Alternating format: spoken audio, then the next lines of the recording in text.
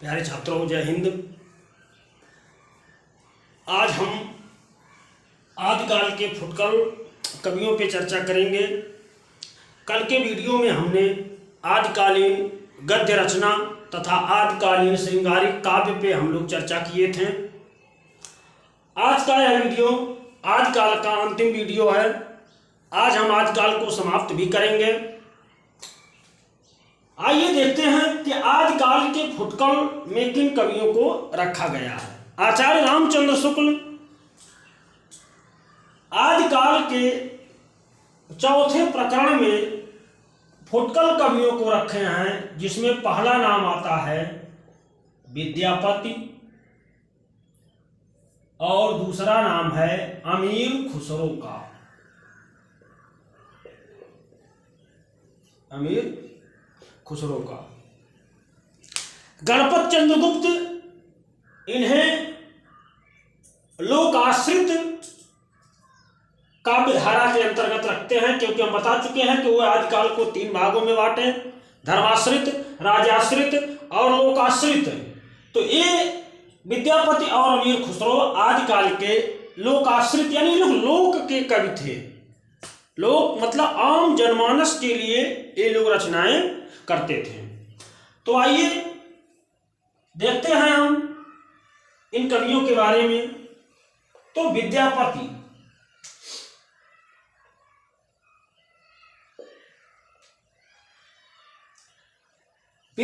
का जन्म 1368 ईस्वी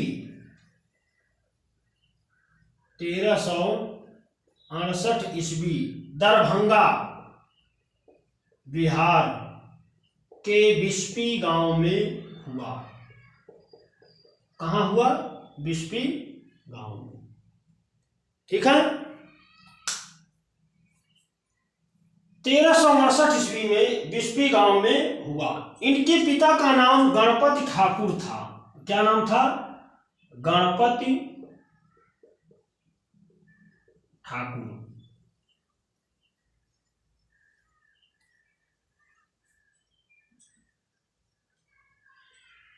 ये शिव सिंह के दरबार में रहते थे। किसके दरबार में? शिव सिंह के दरबार में। इनके आश्रयदाता कौन थे? शिव सिंह, जिनके ऊपर इन्होंने कीर्ति पताका नाम से एक रचना भी लिखी थी। अब विद्यापति संधिकाल के कवि हैं। इन्हें संधिकाल का कवि कहा जाता है। संधिकाल क्या होता है? जब कोई काल खत्म होता है और अगले काल का शुरुआत होता है, तो उस बीच में जो लोग आते हैं उन्हें संधिकाल का कवि कहा जाता है। क्योंकि विद्यापति जो है, इनकी रचनाएं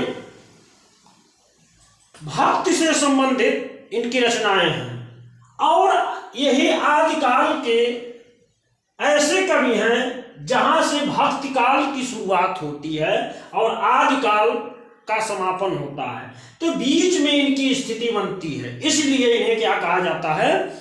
संधिकाल का कवि। इन्हें अनेकों उपाधियां मिली, जैसे अभिनव, जयदेव, कवि शेखर, खेलन कवि,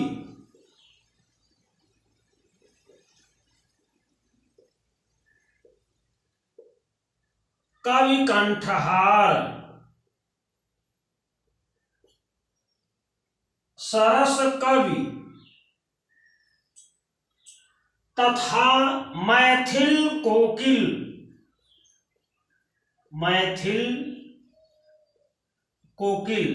आदि उपाधियां इन्हें दी जाती हैं। यहाँ से खूब प्रश्न पूछा जाता है कि किसे मैथिल कवि कहा गया, किसे अभिनय जयदेव कहा गया, किसे कवि शेखर, किसे कवि कंठहार आदि उपाधियां दी गई। तो विद्यापति को आदि उपाधियां दी जाती हैं। अब आइए इनकी रचनाओं को हम लोग देखते हैं। तो इनकी कुल 16 रचनाएं मिलती हैं विद्यापति की।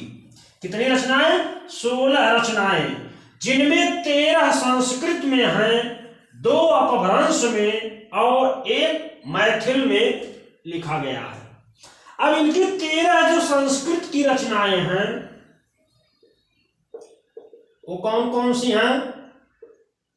शैव सर्वस्व सार, दूसरी रचना शैव सर्वस्व सार प्रमाणभूत संग्रह, तीसरी रचना भू परिक्रमा, पुरुष परीक्षा, लिखनावली, गंगा वाक्यावली, दान वाक्यावली, विभाग सार, गया पत्तलक, वर्ण कृत्य, दुर्गा भक्ति तरंगिणी, वारिष्कृत्य, मणिमंजरा नाटिका, कीर्तिलता और कीर्ति पताका, ये 2 रचनाएं इनकी अपभ्रंश में लिखी गई रचनाएं हैं।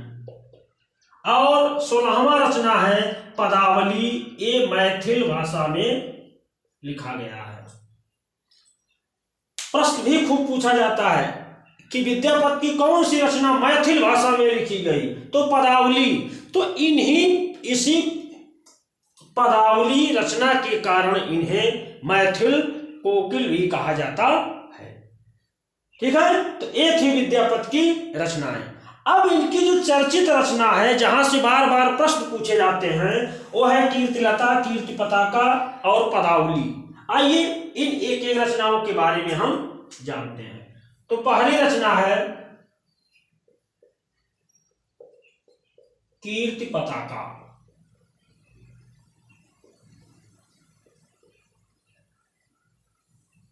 यह शिव सिंह की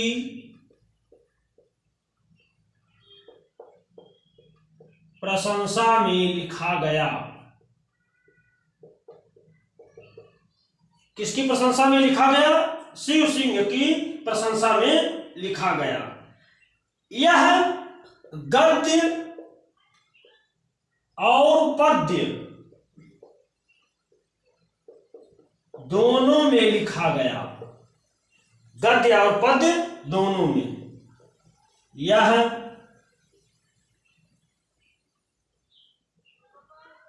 अप्राप्य ग्रंथ है, अर्थात यह ग्रंथ प्राप्त नहीं हुआ, इसे प्रकाशित नहीं किया गया। ठीक है। अब दूसरी रचना है कीर्तिलता।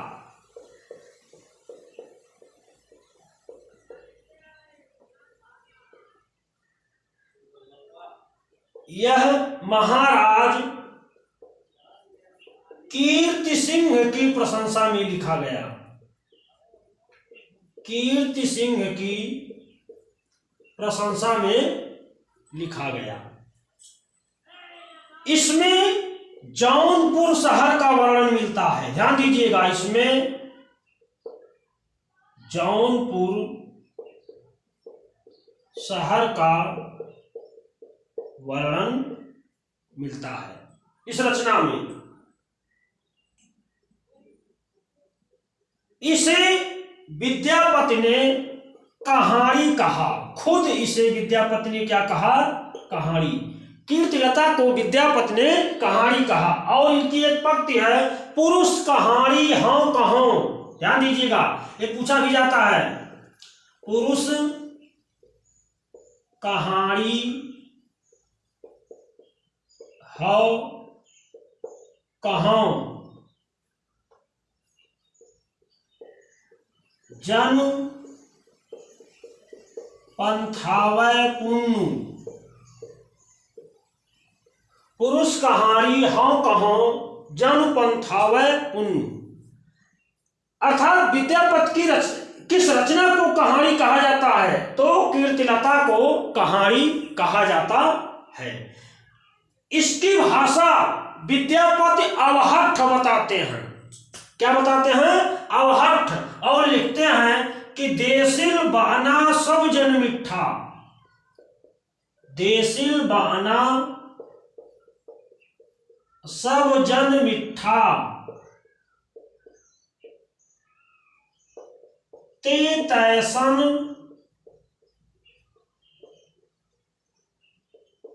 जंपो अवहट्ठा। ये वक्त बार बार पूछा गया है परीक्षा में कि देसिल बहना सब जन मिठा, ते तैसन जंपो अवहट्ठा, पक्ति किसकी है? तो यह पक्ति विद्यापति की है। इन दोनों पक्तियों को आप लोग ध्यान दीजिएगा। अब आइए इनकी अगली मैथिल रचना हम लोग देखते हैं, पदावली पे चर्चा करते हैं।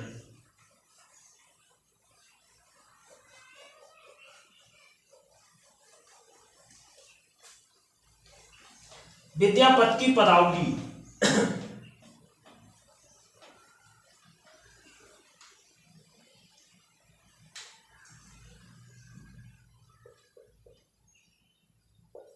भाषा इसकी क्या है?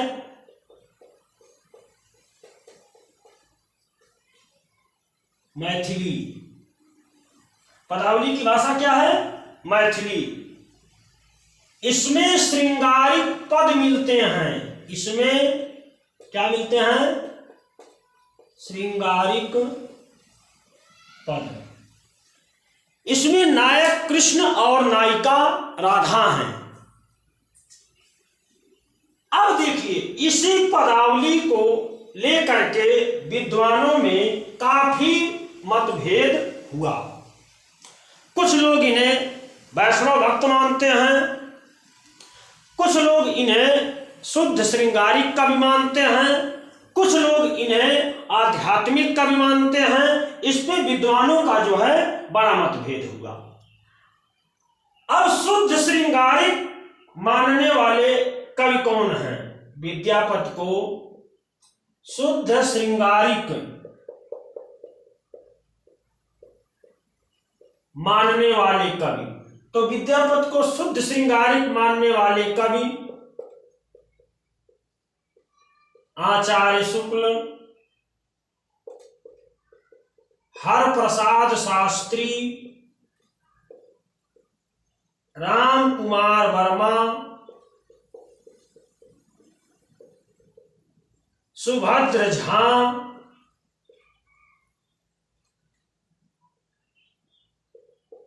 और रामवृष बेनीपुरी।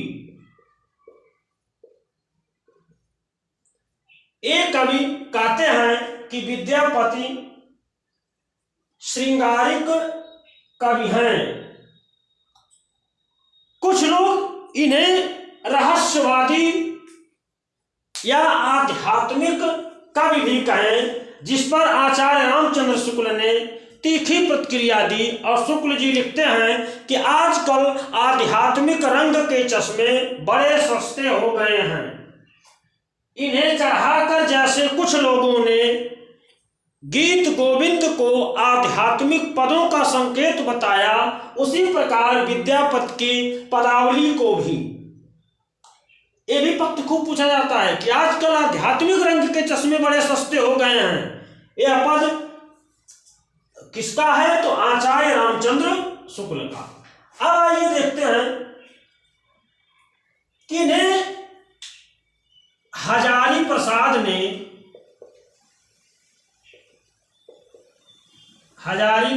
ने इन्हें श्रृंगार रस का सिद्धवाक कवि कहा। सिद्धवाक कवि कहा। क्या कहा? सिद्धवाक कवि। जॉर्ज ग्रियर्सन ने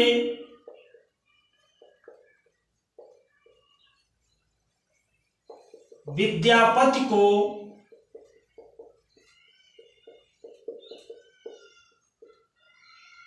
रहस्यवादी कहा। विद्यापति को रहस्यवादी किसने कहा? जॉर्ज ग्रियर्सन ने। निराला ने सूर्यकांत त्रिपाठी निराला ने पदावली की मादकता को नागिन की लहर बताया। नागिन की लहर, ये था विद्वानों का मत। कुछ इन्हें श्रृंगारिक मानते हैं तो कुछ इन्हें रहस्यवादी मानते हैं। श्याम सुंदर दास जैसे विद्वान इन्हें वैष्णव भक्त स्वीकार करते हैं, लेकिन विद्यापति मूलतः क्या थे? शैव थे। ये शैव संप्रदाय में दीक्षित थे। अब आइए हम लोग देखते हैं अगले कवि अमीर खुसरो को। अमीर खुसरो एटा के पटियाली गांव में पैदा हुआ था।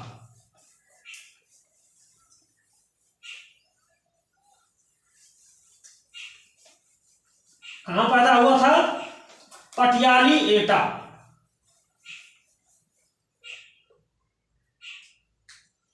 अमीर खुसरो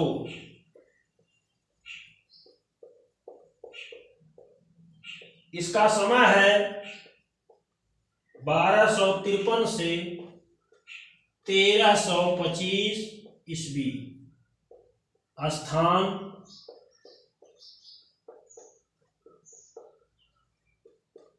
पटियाली एटा। 1253 में इसका जन्म हुआ और 1325 में इसका मृत्यु। इसके गुरु कौन थे?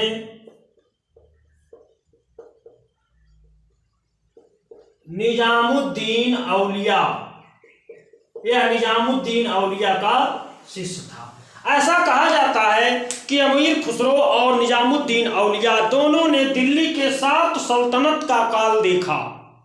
ये दिल्ली में ही रहा करते थे और ये चिश्ती परंपरा में था।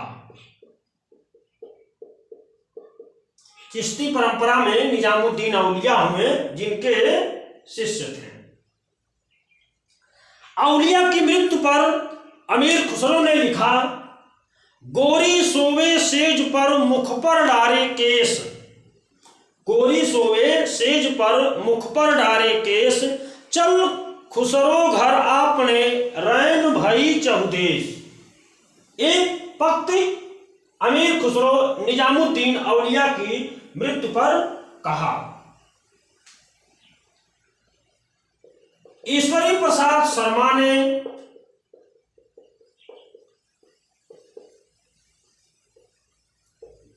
औलिया अमीर खुसरो को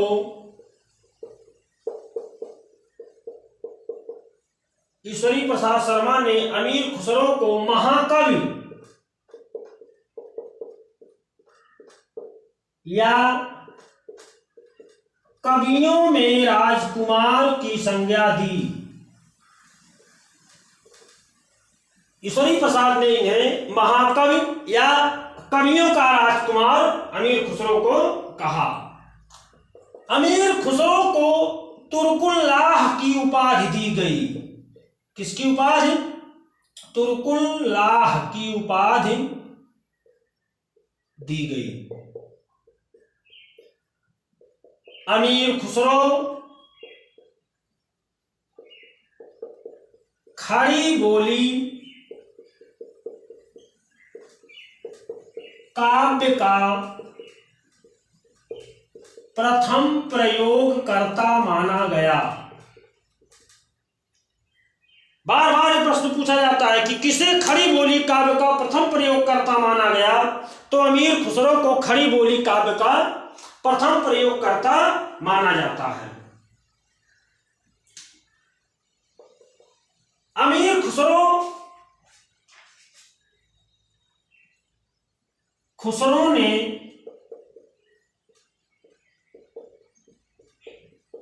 पहेलियां और मुकरियां खड़ी बोली में लिखी। यानी खुसरो की जो पहेलियां और मुकरियां हैं उसकी भाषा क्या है? खड़ी बोली। और खुसरो की बहुत सारी रचनाएं हैं। मुस्लिम विद्वान खुसरो के 100 ग्रंथों की चर्चा करते हैं, लेकिन यहाँ हम कुछ चर्चित ग्रंथ जो 2-3 पूछे जाते हैं उसकी चर्चा करते हैं। एक ट्रिक है, खली की हालत नाजुक है, खली की हालत नाजुक है, खली, हालत और नाजुक, इन्हीं 3 पे इसकी 3 रचनाएं हैं। खली से हो गया खालिक बारी, पहली रचना। दूसरी हालात ए कन्हैया, और ना से नजरान ए हिंदी, एक खुसरो की रचना है, नजरान ए हिंदी और पहेलियां तथा मुकरियां। ऐसा कहा जाता है कि खुसरो वीणा वादन, संगीत में जो वीणा वादन किया जाता है उसका आविष्कार कौन किया था? अमीर खुसरो ने किया था। अब अमीर खुसरो की बहुत सारी पंक्तियां आती हैं, इसको आप लोग ध्यान दीजिएगा। जैसे उज्ज्वल वरण अधीर तन, एक चित्त दो ध्यान, देखन में तो साधु हैं, निपट पाप की खान। ये अमीर खुसरो की पंक्तियां हैं। और अमीर खुसरो गजल का भी प्रवर्तक माना जाता है। इसके कुछ गजल हैं, जेहाल मिस्की मगुन तगाफुल, दुराय नैना बनाए बतिया, सखी पिया को जो मैं न देखूं, तो कैसे काटूं अधीर रतियां। तो ये था आदिकाल के फुटकल कवि। आज आदिकाल यहीं पर समाप्त होता है। अब हम अगले वीडियो में भक्ति काल पे चर्चा करेंगे। यदि आपको हमारा यह वीडियो अच्छा लगा हो तो आप हमारे चैनल को ज़्यादा से ज़्यादा शेयर करें, लाइक करें और सब्सक्राइब करें। धन्यवाद।